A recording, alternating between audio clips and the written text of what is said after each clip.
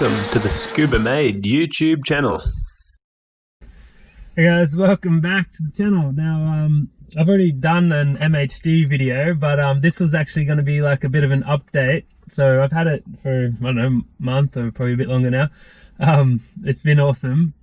And like I've mentioned, I think I got the super license. So I've recently done a thing where I changed to the version 9 or whatever it is. I think it says yeah, V9. I was on the V8 map and I was running stage 2 plus, but I decided to try version 9 and I've gone to an E30 mix now with the ethanol fuel. So I worked out that with about half a tank of fuel, it should be about 31 or 2 liters, I think, whatever that is in like a little less than probably like 8 or 9 gallons. I don't know, but hang on, is that right? Yeah, something like that. Anyway, I don't know.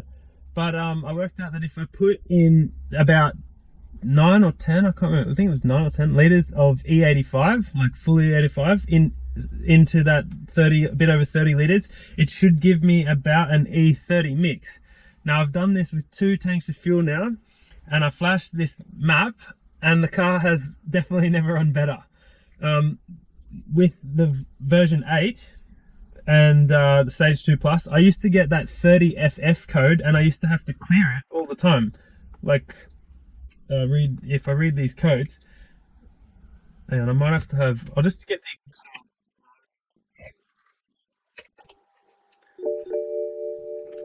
there we go. Went for a drive, not so hopefully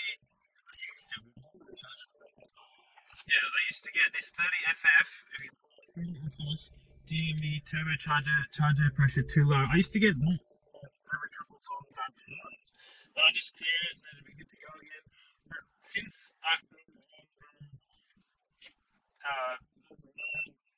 and with the E85, because I went straight to the E85 when I flashed the new E30 with a bit of E85, so to the version 9 stage 2 plus, the cars were noticeably better. Not crazy better, but it's definitely a bit more of a push. And yeah, it feels pretty awesome to drive like that. Today what I was actually going to do though, I'm going to be flashing it, so I'll show you what I'm going to do. I'm going to be flashing it, this exhaust burble. So I've had it for a while now and I've had my burble set to max. So what I'm actually going to do, yeah, I'm going to be changing this. I might not turn it off, but I'm going to make it duration like 1, and duration sport doesn't matter, and aggressiveness I'll probably put it to stock, I guess. Let's maybe make it like 0.5 and have it on stock. See what that minimum RPM, maybe 800. Enable it standstill. Cold start noise reduction. What does that do? I don't really need that at the moment because I've got straight pipes on the back still. Limit power per gear, no. Activate, no. Oops. Oh, yeah, launch control. Oh yeah, I don't use that very much. Just sometimes cool to just do a skid, like do a little skid. Anyway, I don't really use it. But manual transmission, shift bulb, torque limit, 28, delete. Huh, righto. Yep. OEM, current target stock, turbo wastegate rattle fix. I don't really have that. Desensitize the knock tables. I don't know. I'm not having a problem with that, so I'll probably just leave it for now. Anyway, that looks all good. Now I'm going to write this. Hopefully it works.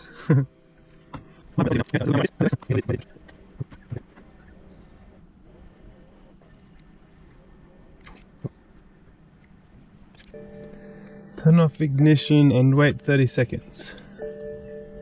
See, that took 1 minute and 33 seconds, so it's super quick. That's pretty easy to do. I don't have a problem with that. Off. My door's open, I don't know if that makes a difference.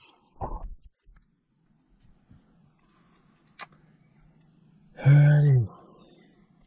Oh, what I was going to say is one of the reasons I've read up about the burble, it's cool, it's like a little gimmick when you first get it, it's cool, but you get over it eventually. And not only does it use more fuel, because I was like, what actually is the bevel doing? So I looked into it a bit. It uses more fuel, but it also can gunk up your O2 sensors apparently, and there's 4 of them in this car, so you don't want to be replacing 4 of those. That's going to be mega hard and costly and everything. And also your cat. Now I've got catless dump pipes, but I've still got the mid cats or whatever you call them, so I don't really want to be wrecking those too much. So yeah, I don't really need that burble, but it's kind of cool, and I can always turn it on and off, you know, in a minute and 33 seconds. So it's pretty easy. All right, that's been about 30 seconds, I'd say. So let's get that back on.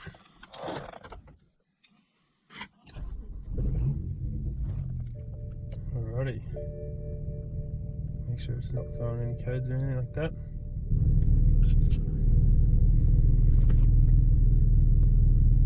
No DME codes. Oh, there it says all that. This one.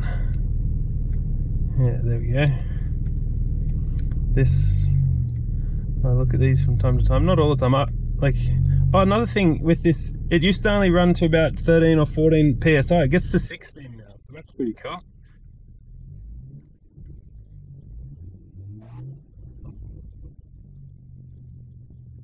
It's still a tiny bevel, but not as much.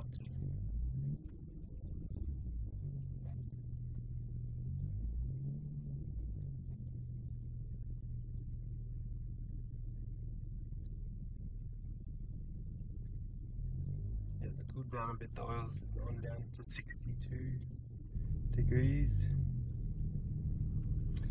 Oh, it's hot in there. Oh, that's another thing. I just opened my door. You can notice a little bit of a smell, I think, from that little bit of E85 that's now mixed in there.